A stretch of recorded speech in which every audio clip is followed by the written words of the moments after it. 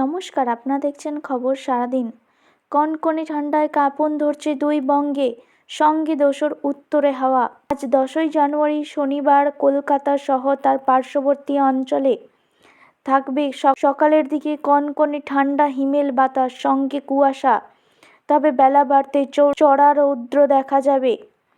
এছাড়াও পশ্চিমাঞ্চলের জেলাগুলি, বিশেষ করে বাঁকুড়া, বীরভূম, পুরুলিয়া, বর্ধমান এই জেলাগুলিতে সর্বনিম্ন তাপমাত্রা থাকতে পারে 6 অথবা 7 ডিগ্রি সেলসিয়াসের আশেপাশে।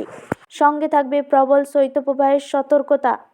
সকালবেলা কুয়াশাচ্ছন্ন মেঘলা আকাশ দেখা গেলেও বেলা বাড়তেই রোদের দেখা মিলবে আকাশে।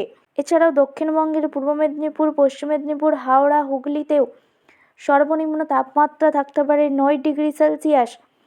তবে সকালের দিকে মেঘলা আকাশ থাকবে এবং সঙ্গে থাকবে ঘন কুয়াশা। বেলা বাড়তেই তবে রোদের দেখা মিলবে। উত্তরের জেলাগুলি, বিশেষ করে দার্জিলিং, কালিম্পং, আলিপুরদুয়ার ও কোচবিহারে থাকবে সকালের দিকে ঘন কুয়াশার সতর্কতা, সঙ্গে কনকনে হিমেল হাওয়ার দাপট। তবে বেলা বাড়তেই রৌদ্র উজ্জ্বল আবহাওয়া দেখা যাবে সর্বত্রই।